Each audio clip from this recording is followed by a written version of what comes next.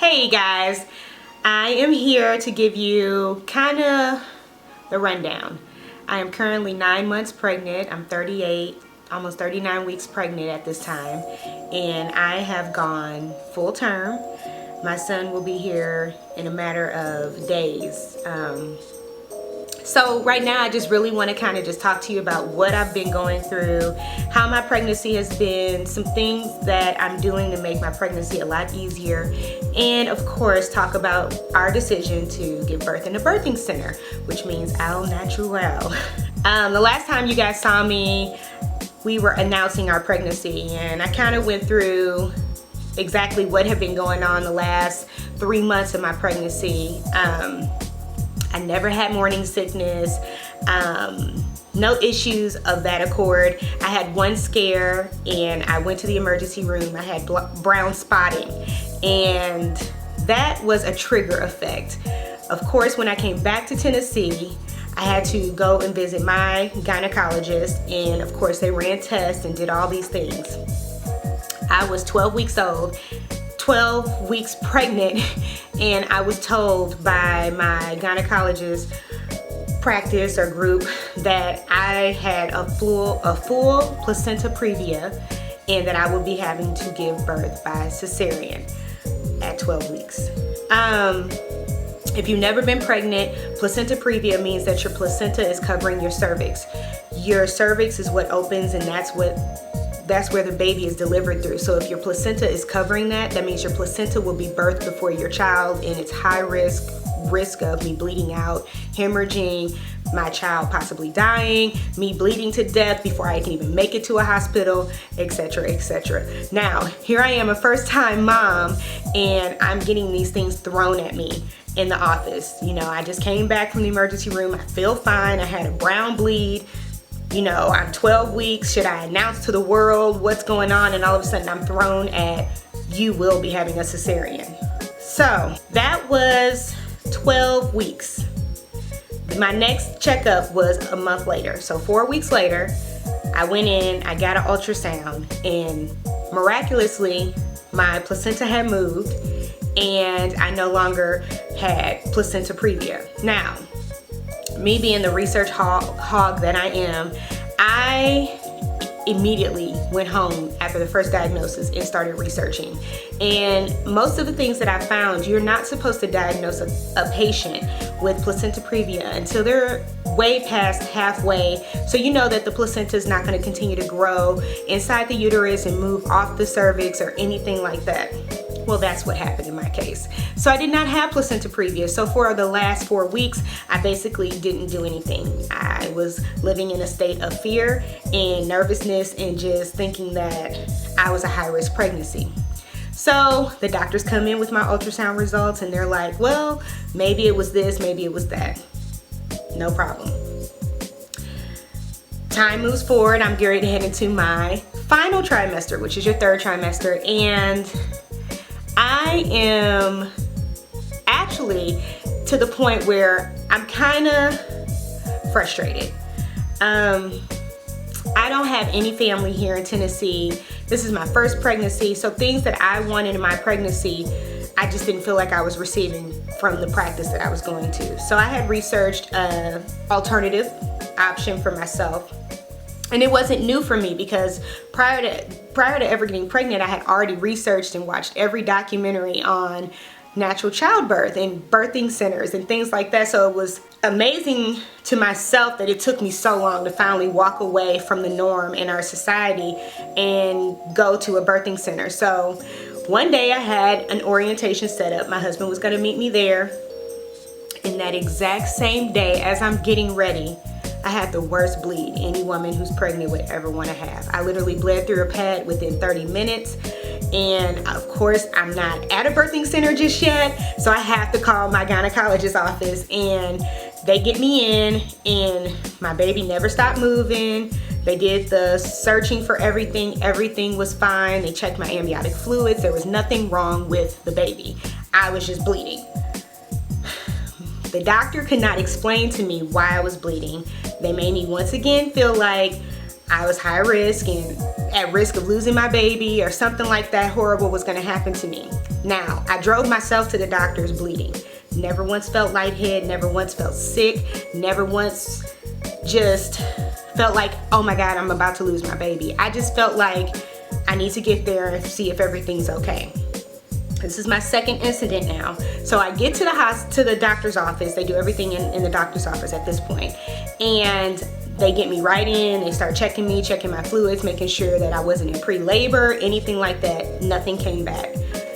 Now, you're emotional when you're pregnant. So I am literally in this ultrasound room and I hear my husband coming, and as soon as he comes in, I break down. I'm crying, I'm just, and at this point I had heard my son's heartbeat. He's fine, he's in there, partying like he's at a Mardi Gras, like he's doing well. And we're out here so concerned because you're not supposed to bleed when you're pregnant.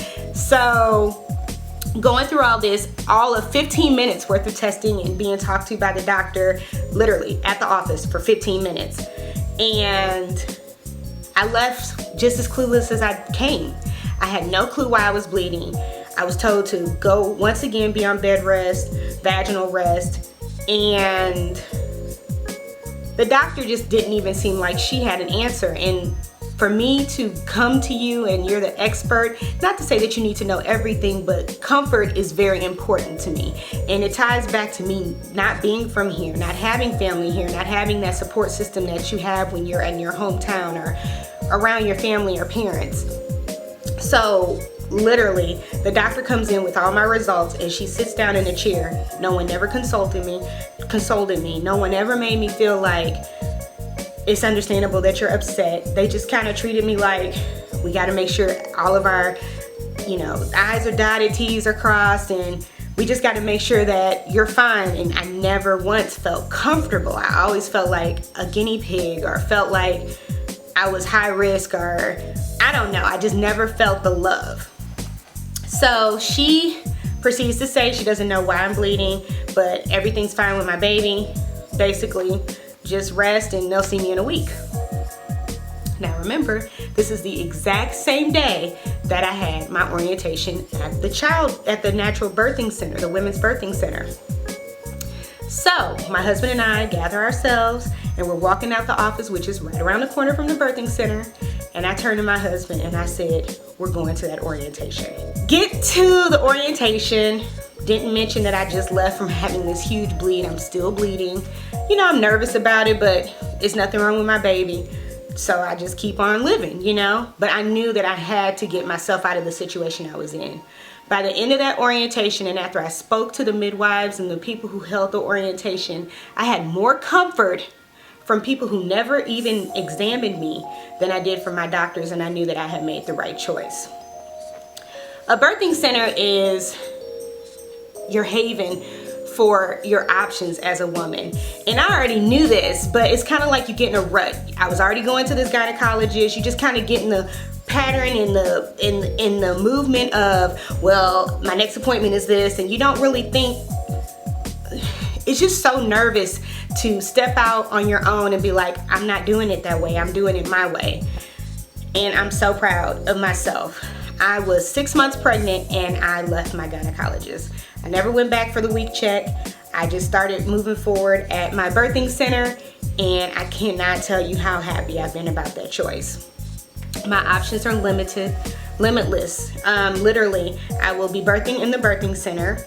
I can have a water birth if I choose to. I can eat, drink, do whatever, walk around, give birth on a stool, give labor on a toilet, like whatever I think I want to do, I can do at this place. I have ultimate freedom, and I'm not at one bit scared that my baby's not going to have the best care, or I'm not going to have the best care, because they make me feel like I'm with my aunts and my grandmother. Like, it's so women empowering. Like, just walking in and being around all the other pregnant women and all of the classes, and all of these things were offered at my gynecologist as well, but the camaraderie, and it's just like doing it natural and empowering yourself and knowing that you have this strength within yourself to do something that's challenging and that our society has turned away from for so long. So My choice behind doing a birthing center really started before I ever got pregnant, and I started doing a ton of research and just hearing different stories of how people were forced to have cesareans or given Pitocin or immediately hooked up to an IV. And I'm not sick. When you're pregnant, you're not sick, and I don't want to feel like I'm sick, and I don't want to feel like everything is so urgent and I need a surgeon and this and that. We are women, we're supposed to be able to give birth naturally, and that's what I really wanted to do. So I am in my 9th month. I made it past 36 weeks, which means made it past 37 weeks, which means I am eligible to give birth in a birthing center. There are a lot of criteria to birthing centers, and they do not take you if you're high risk. So even being accepted and them seeing my charts and seeing the things that I've gone through and every ultrasound and all of this stuff and them saying you're perfectly healthy was such a relief to me.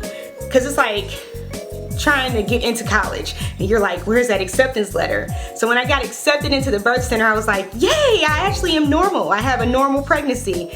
Okay, so that sums up why we chose to move over to a birthing center. And it's not the norm, but I'm not the norm. And I think you should give birth the way that you live. If you don't depend on a lot of medicines and things like that, then birthing center might be the right move for you. I know it was for me. So enough about the birthing center. I want to talk about the things I've learned that have helped me immensely during my pregnancy. Yes, I never got sick. I never really had fatigue. I never got tired. I never had any of gestational diabetes, hypertension. Besides those 2 incidents, one at my end of my first trimester and the second one starting my 3rd trimester, I had the easiest pregnancy ever. I never stopped walking. I continued to do my yoga. I ate well. Oh, one thing that I did suffer from is anemia. I suffered from that prior to being pregnant, and I have some great tips on that. I like to start with supplements. I suffered greatly from anemia. I had 2 bleeds. My blood iron was so low. It was low prior to being pregnant, and it's a no-no when you're pregnant to have low iron. So the first thing that I tried 2 things, and both of them worked well, but I'll explain why I switched over to a second thing. So the first thing I tried was Floradex, and I'll put a picture of it up here. Okay, now Floradex is a liquid, derives from natural foods, digests easy, and as soon as I started taking it, my blood levels went up like 0.5 in 1 week. It was incredible. The problem is I was still taking like a 1 a day prenatal, and that's got synthetic iron in it, and it's got like 28 grams. But my body wasn't digesting that, so the only thing I was getting iron from was my food and the Floradex. So I stopped taking the Floradex because my iron dropped back down, and I got off of the 1 a day prenatals, and I switched over to an all natural routine as far as my supplements and my vitamin intake. So I started taking these. These are my prenatals, and they are vitamin code, and they are the bomb, okay? When I tell you, I used to suffer bad from constipation, and my iron was low, and I'm eating steaks and kale and all the stuff that they say to do, and my iron just never would sustain itself or get higher.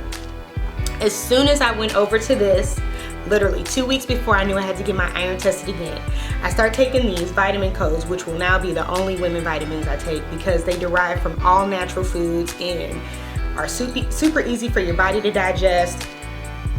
The bomb. Okay, so those are just my prenatals, and then I switched over to blood builders, and 1 pill a day, whereas the Floradex was 2 shots of this disgusting liquid, whereas I can take 1 disgusting pill. So I switched over to an all-natural vitamin and an all-natural blood builder. Do you know, within 2 weeks of me taking that, my iron went from 9 to a 12.1. Like, I can't even explain to you guys. I don't know if I've ever had iron that high. I've never felt better. My energy levels are through the roof. I'm 9 months pregnant, and literally I am going like a mad woman. So that has saved me altogether in like just getting my blood and making sure that my body and my child is getting everything that he needs. I want to talk about the other supplements that I took as well. So I did fish oil for my omega-3s, and I did the Barleans. It's very good, a very good company, and the product's good. So I know that my son is getting enough DHA and EPA, which are very important, especially in your third trimester for brain development and other things that you need when you're pregnant. I took a vitamin C, and I took a B complex, because those things help you to absorb and digest your iron. Vitamin C definitely does, and since I've always had anemia, these are just some things that I took before I was pregnant. So I kept taking them, and my doctor approved them. My heart and soul goes out to any woman who had to suffer from heartburn or indigestion or acid reflux, any of those things. I am so grateful. I've only had a couple of days of dealing with it.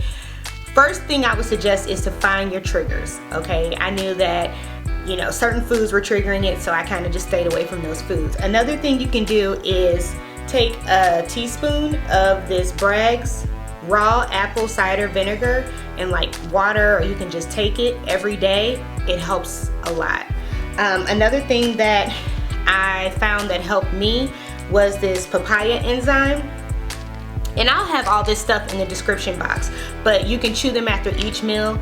Papaya is one of the most potent enzymes. If you were to make a beef kebab and you put a piece of papaya next to the beef, and the next day you went to barbecue it, half that beef would be gone that was next to the papaya. It eats away everything. So these were very helpful, and they're natural. So it's not like taking Tums or anything like that, which Tums are great for a calcium supplement, but it's not man-made. It's papaya. Another thing my husband and I have done, now that I'm later in my pregnancy and past 37 weeks, we started doing the evening Primrose Oil, and I do those also by Barlean's, and I do 2 orally and I do 1 vaginally. So he inserts it vaginally at night, every night, and this is to help soften your cervix. And also the benefits from the oil is when you're actually in labor and your cervix has already been softened and you've been putting oils down there for so long, it prevents tearing and ripping as bad or altogether.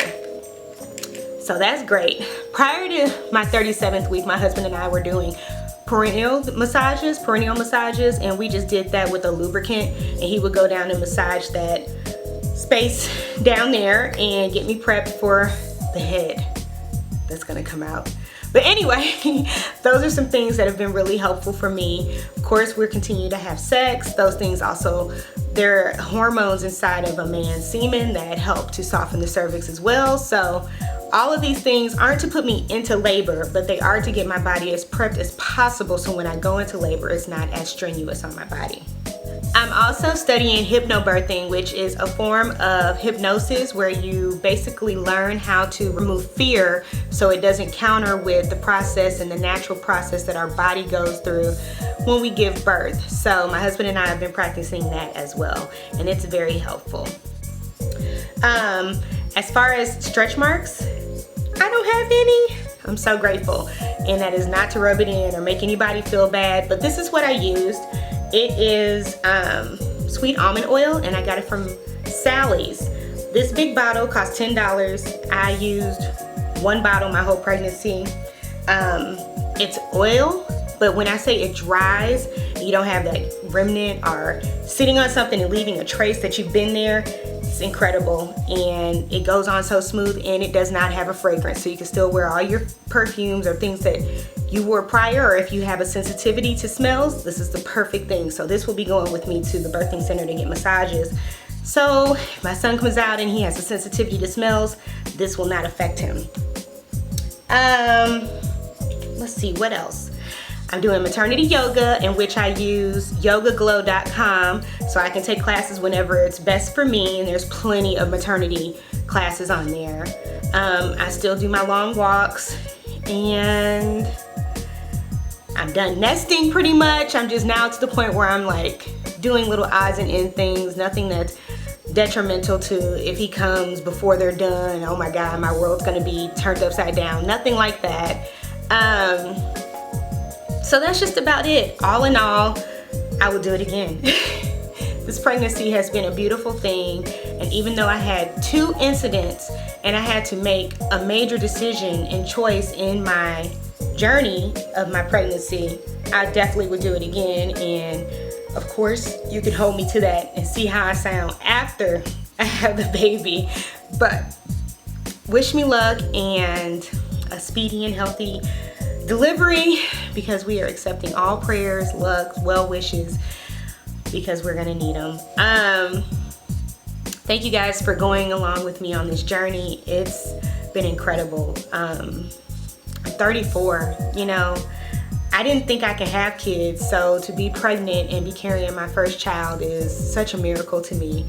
Our bodies are so incredible, and just the changes I've gone through in 9 months allowed me to know that nothing's impossible for a woman. So stay empowered. Thanks for listening. I'll talk to you guys soon. And of course, I can't leave you guys and not give you the final belly shot.